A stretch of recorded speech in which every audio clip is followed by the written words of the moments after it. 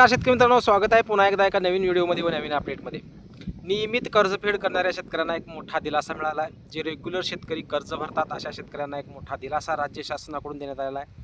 कारण माननीय देवेंद्र फडणवीस साहेब यांच्या माध्यमातून काल विधानसभेमध्ये भाषण करत असताना कर्जदार शेतकऱ्यांना 2019 मधील शेतकऱ्यांना व प्रोत्साहनासाठी जे नियम अटी निकष घालण्यात आलेले होते, असे दोन निकष राज्य शासनाकडून रद्द करण्यात आलेले आहेत. त्यामुळं नियमित कर्जफेड करणाऱ्या शेतकऱ्यांना मोठा दिलासा मिळाला आहे व रेग्युलर शेतकऱ्यांना मोठा दिलासा मिळालेला आहे. कारण या सर्व शेतकऱ्यांना आता 50,000 रुपयाचं अनुदान मिळणार आहे. कारण राज्य शासनाकडून जेव्हा GR काढण्यात आला त्यावेळेस नियम अटी निकष लावून GR काढण्यात आलेले होते. त्यामध्ये जे शेतकरी नियमित कर्जफेड करतात अशाही शेतकऱ्यांना नियम अटी निकष लावण्यात आलेले होते. त्यामुळे खूप शेतकऱ्यांना प्रोत्साहनचे 50,000 रुपये मिळणार नव्हते.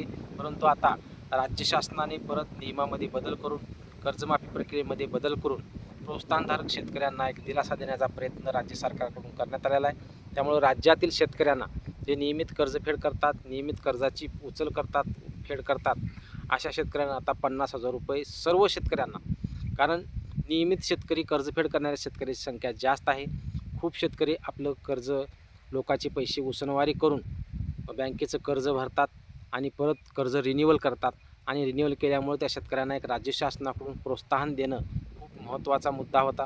आणि यासाठी राज्य शासनाकडून GR काढल्यानंतर खूप अटी व निकष याच्यामध्ये टाकण्यात आल्या होत्या. त्यामुळं इमानदारीनं कर्जफेड करणाऱ्या शेतकऱ्यांनाही नियम अटी निकष लावून त्याही शेतकऱ्यांना प्रयत्न राज्य सरकारकडून टाळण्याचा करण्यात येत होता. परंतु राज्य सरकारने या शेतकरी आंदोलनापुढे कुठेतरी मार्ग काढण्याचा प्रयत्न केलेला आहे. त्यामुळे जे रेग्युलर कर्ज भरणारे शेतकरी आहेत अशा शेतकऱ्यांना आता ज्या शेतकऱ्यांनी 3 वर्षापैकी 2 वेळेस रिन्युअल केलेला आहे अशा सर्व शेतकऱ्यांना 50,000 रुपयाचा लाभ दिला जाणार आहे. कारण राज्य शासनाकडून 26-27ची अट काढून टाकण्यात आली आहे. कारण ही अट जर काढली नसती तर खूप शेतकऱ्यांना 50,000 रुपयाचा प्रोत्साहनाचा लाभ भेटला नसता. त्यामुळे राज्य शासनाकडून एक दिलासादायक अपडेट म्हणायला काय हरकत नाही आहे. कारण ही जर अट राहिली असती तर या अटीमुळं खूप शेतकऱ्यांना 50,000 रुपयाचा प्रोत्साहनाचा लाभ भेटला नसता.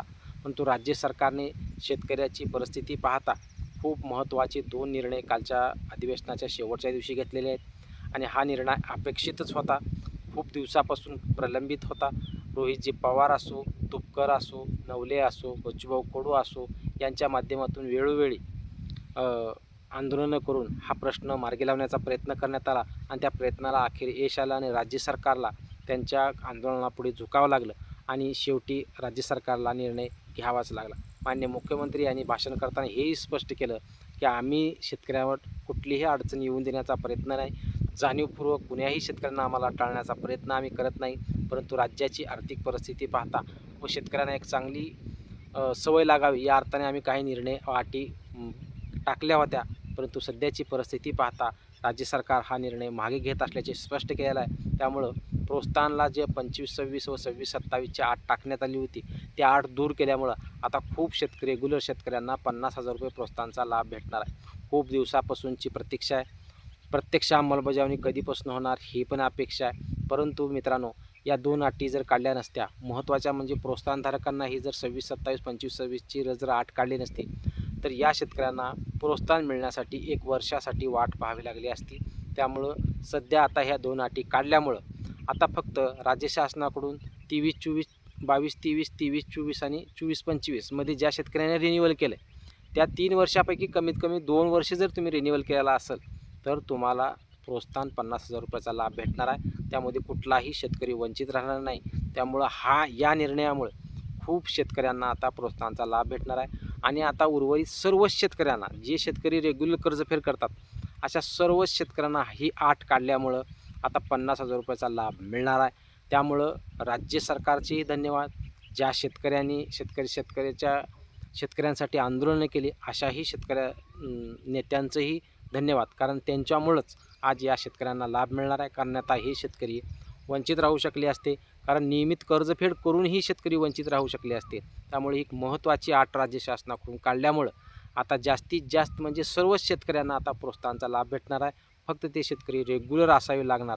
अशा रेग्युलर शेतकऱ्यांना 50,000 रुपयाचं प्रोत्साहन शेतकऱ्यांच्या खात्यामध्ये जमा केलं जाणार आहे. महत्त्वाचा मुद्दा म्हणजे यासाठी ही अट होती, कारण या 2 जरी अटी रद्द केल्या असल्या तर महत्त्वाची अट म्हणजे यामध्ये रविकांत तुपकर यांची अजून एक मागणी म्हणजे ₹1,00,000 प्रोत्साहन द्या, अशी मागणी त्यांची कायमस्वरूपी आहे आणि अजूनही तीच आहे. त्यांनी हे स्पष्ट केले काल की आम्ही प्रोत्साहन सध्या ₹50,000 जरी राज्य शासनाकडून जाहीर करण्यात आलं तर आमची ₹1,00,000ची मागणी अजून कायम आहे.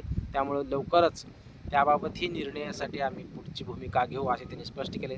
नेमकं पाहू की आता ₹50,000 होतात की ₹1,00,000 होतात. जर राज्य शासनापुढे अजून या जर मागण्या मान्य करण्यात आल्या तर निश्चित शेतकऱ्यांना ₹1,00,000 प्रोत्साहनाचाही लाभ मिळू शकतो.